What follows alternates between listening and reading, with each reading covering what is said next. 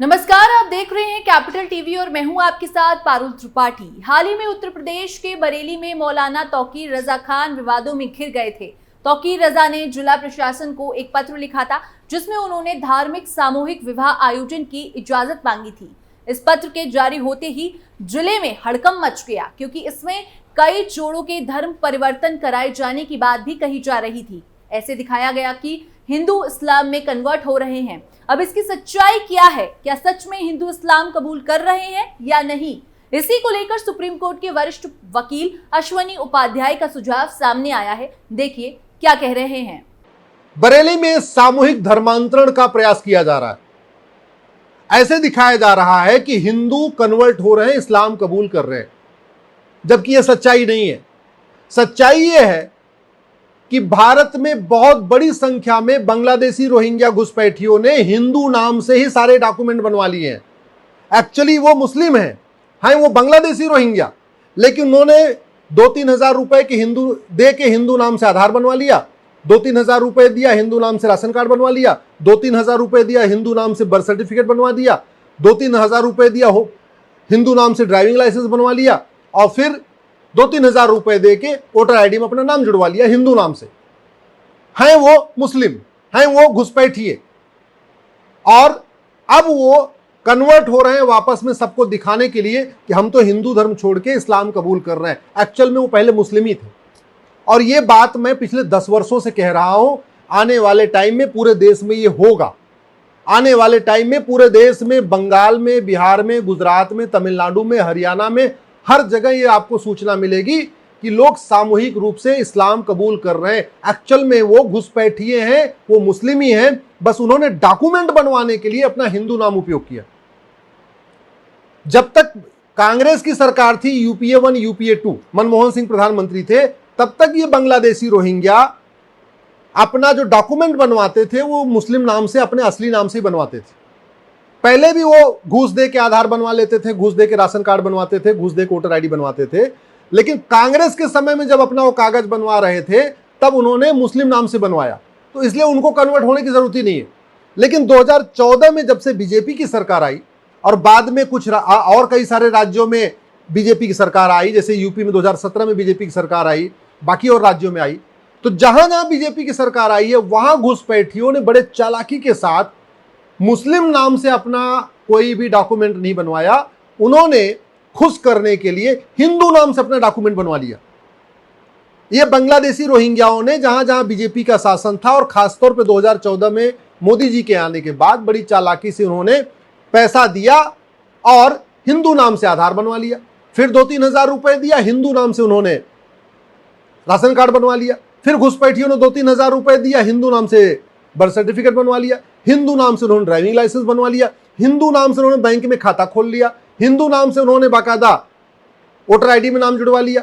अब वो केंद्र सरकार की सारी योजनाओं का फायदा उठा रहे हैं, गरीबी दिखा के राज्य सरकार की योजनाओं का सारा फायदा उठा रहे हैं। तो जो बांग्लादेशी रोहिंग्या मुस्लिम नाम से बनवाए हैं अपना डॉक्यूमेंट कांग्रेस के शासन में, कांग्रेस के राज्य में, वो तो माइनॉरिटी कमीशन का फायदा उठा रहे हैं। सारा माइनॉरिटी कमीशन का जितनी योजनाएं हैं, माइनॉरिटी अफेयर मिनिस्ट्री की जितनी योजनाएं हैं, सेंटर के माइनॉरिटी की जितनी योजनाएं हैं, राज्यों की जितनी माइनॉरिटी की योजनाएं, वो सारे बांग्लादेशी रोहिंग्या माइनॉरिटी का फायदा उठा रहे हैं। और ये जो हिंदू नाम से बनवाए थे, अब वो इस्लाम कबूल करके फिर माइनॉरिटी बन जाना चाहते हैं और माइनॉरिटी के नाम से योजनाओं का फायदा उठाना चाहते हैं।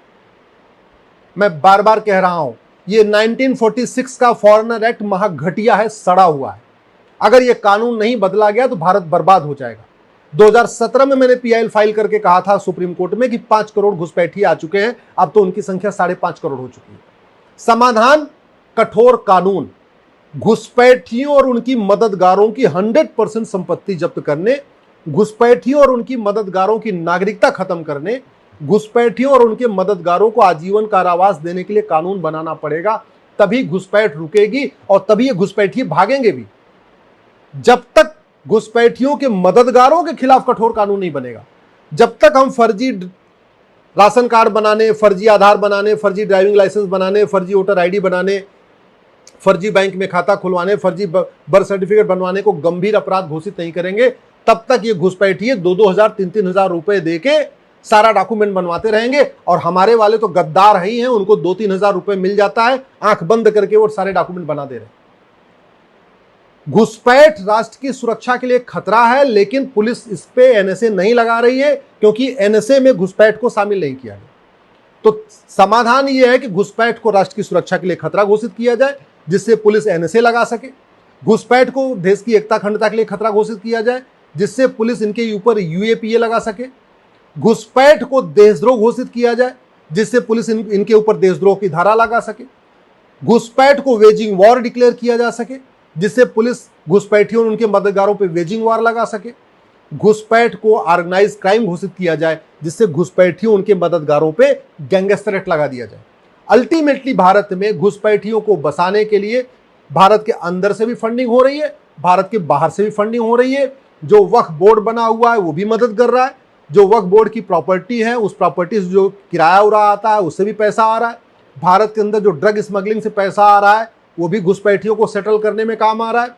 बाहर से जो ज़कात आ रहा है वो भी घुसपैठियों को मदद करने में काम आ रहा है। और ये घुसपैठ इसलिए हो रही है, हमारा कानून सड़ा हुआ है। कभी आपने सुना नहीं होगा कि चीन में अवैध घुसपैठ होती है, कभी आपने सुना नहीं होगा सिंगापुर में अवैध घुसपैठ होती है। ये सारी घुसपैठ भारत में होती है क्योंकि कानून सड़ा हुआ है, न्यायिक व्यवस्था सड़ चुकी है। आज तक किसी घुसपैठिए की ना 100% संपत्ति जब्त हुई, ना आज तक किसी घुसपैठिए और उसके मददगारों को आजीवन कारावास हुआ, ना आज तक किसी घुसपैठिए और उसके मददगार की नागरिकता खत्म हुई। तो खौफ कहां से पैदा होगा?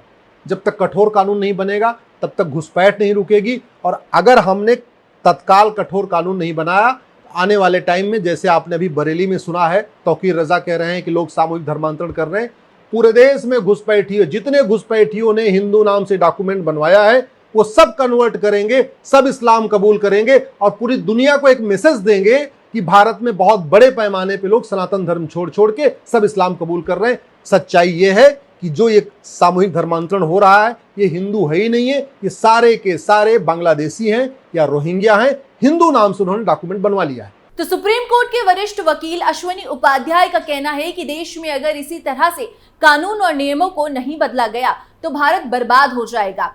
घुसपैठ भारत की बड़ी समस्या है। देश में लगभग 5.5 करोड़ घुसपैठ आ चुके हैं। इसका समाधान घुसपैठियों और उनके मददगारों के खिलाफ कड़ा कानून बनाना ही है। स्पेशल स्टोरी में बस इतना ही। वीडियो कैसा लगा कमेंट सेक्शन में अपनी राय जरूर दें और ऐसे ही देश और दुनिया की तमाम खबरों के लिए आप देखते रहिए कैपिटल टीवी।